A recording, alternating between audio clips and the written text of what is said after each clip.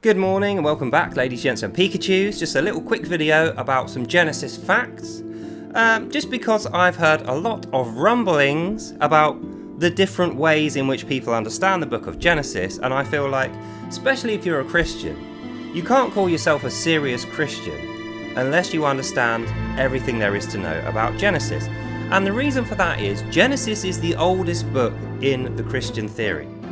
It's the oldest book in the Old Testament, and it's the one we know the most about. It's the most easy to understand book, with the most clear instructional language used and the most details, and the one we've had the most time to study. So, what that means is, we are not doing our job properly as Christians unless we know the details of Genesis. And that is why I'm going to go through with you now some of the facts people either have not picked up on or have actually got wrong. So, the first thing we need to know is that time and the universe which goes inside time was created on purpose by the being whom is named God. Now we know this because God creates time before he creates the things that go inside time. So there's already a step-by-step process going on there, and we know that it's a step-by-step process because he says, in the beginning, creating time.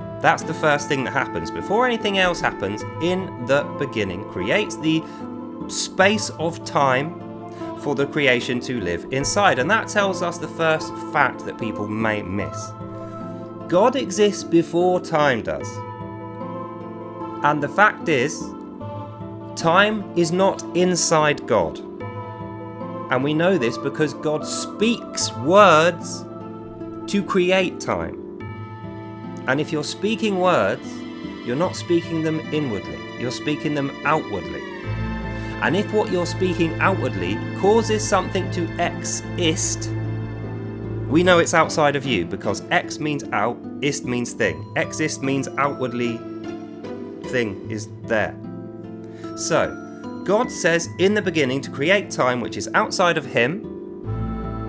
It's a new area, a novel thing. It's not created from nothing. There is no such thing as nothing at this point. Everything is God. In the beginning, creates a new space via the words. And then heaven and earth are going to be created next to go inside of time. And it's in that order. And we know there is an order to things because there is time, which has a beginning, and then steps forward in sequential order. So we know from that God is creating with purpose. He's not just randomly throwing bits and bobs around. There's no big explosion that randomly chucks pieces together and they just magically form something which can sustain life. That's not how it happens. God has pre-planned what his creation is going to be like and do and what it's for.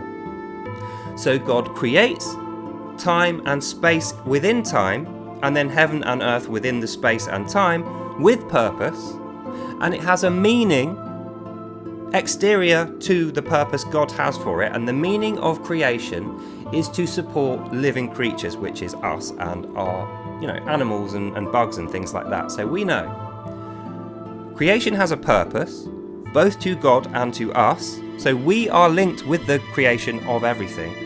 We have something to do with it. That's why we are self-aware and why we have awareness of good and evil as concepts. And we preference good, generally. God has a desire, which his creation is the manifestation of. He desires life. He desires things to exist.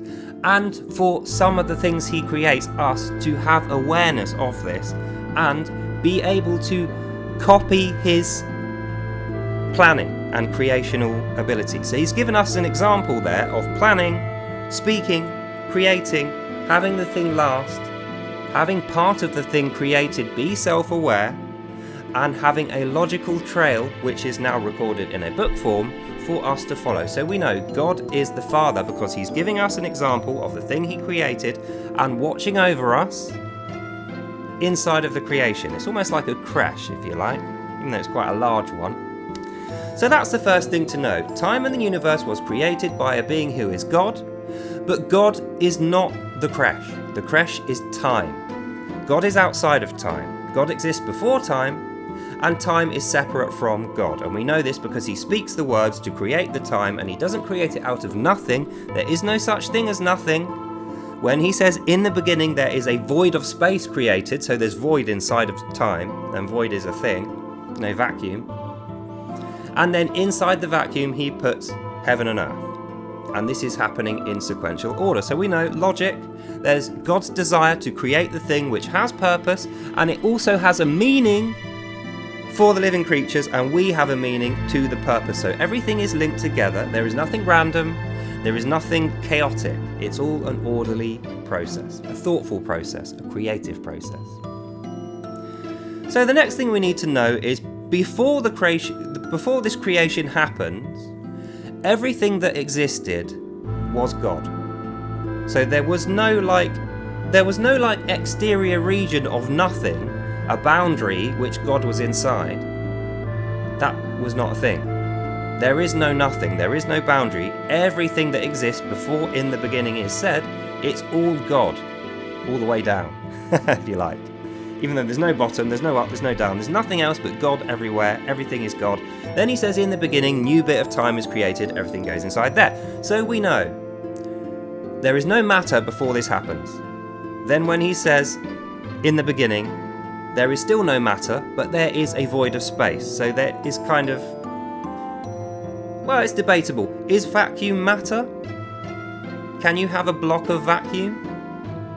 If not, there's no matter. If scientifically vacuum is a matter, then I suppose that is matter. But there's definitely no boundary to it. That's the bit that you need to know, is there is no space yet, there is just time, and there is no boundary between his creation and him, because he lives outside of the creation. So it goes on forever as far as we know, and he goes on forever as far as we know. So there's two bits to reality. That's what I'm trying to get at here. There's the bit which is God, and then there's the bit which is not God, which is time, which is the creation. Then what we see is God creating heaven and earth within the time with speaking more words.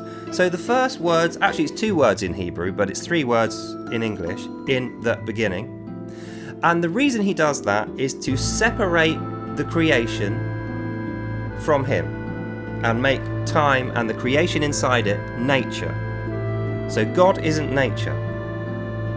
So we get all these hippies and yoga people, and some other religions actually believe that God is nature. No, nature had a beginning. Nature was created by something, and nature can be killed.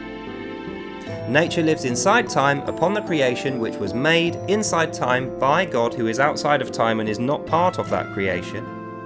So we know God is not nature. And the next thing we need to know is God's first acts demonstrate a good example. Now, there is some argument about this, especially within the atheist world. They like to think God is evil. God allows unjust evil, so he must be evil himself. But I don't agree with that. I don't think that's right. I think we can tell that God's first acts demonstrate a good personality, a good character, and this is part of his purpose. He is demonstrating with every single word and every single act that he commits to and does a good example that we can look upon and learn from and follow. And this is part of the reason why I think Father is a good description of him. God is creative. That's the first thing we know. God is precise, because the conditions for life to exist have been scientifically proven to be extremely narrow. That could not have happened by coincidence or an accident, and we know this because not only has it never happened anywhere else by accident, humans cannot accidentally recreate it. In fact, they can't even do it on purpose. There is no human ever who has created life from nothing, and nothing humans create lasts for thousands and thousands of years without maintenance. Only God's creation can do that within time. And the last thing we can tell is that God is a thoughtful, rational being. Otherwise, why would he make time to put the creation in? And why would he create self-aware beings who have a concept of good and evil and preference good, unless he was rational and thoughtful? And when we are born into the crash of life. We have air, we have access to food and water, we have company, we even have God to speak to if we want. But we are not slaves to God. We are not born in the lap of God and told, you must worship me or I'll kill you. Well, unless you're a Muslim, that's what they get told, but it's obviously nonsense. So, God isn't a slave driver, but he is thoughtful and rational. And he is also moral, hence how humanity have seen his example and developed concepts of good and evil and preference good. So, in conclusion of Genesis, that's it. We've gone through pretty much the entire first 2 pages of Genesis there in the concept and the learning of it. If we summarise that, we know God does not create nothingness. There is no part of God's creation which can be termed or defined as nothing. There was never nothing, there was always God. And then when he created time and his creation inside of time, nothing that he creates can be termed as nothing. There is no nothing inside creation. Everything has something in it. We know that God's first acts demonstrate a good example to us, and our purpose is to learn from that good example and replicate that in our own lives, and that gives us meaning. Our meaning is to try and be better than we were born as, and continually progress and get better as we step through time, from beginning to middle to end. And then at the end, hopefully we will have a good life where the sum of our life, our works, will be good, kind of like what God has done. That's the sum of his works so far. The sum of God's works is the entirety of creation, and creation is generally regarded as a good thing. You know, us being alive, there being sky and earth and water and animals and humans is good. We know that before the creation event was not nothing, but it was everything the same and everything was God. But we also know, because this is outside of physics and time, we're never ever going to know what was going on before then.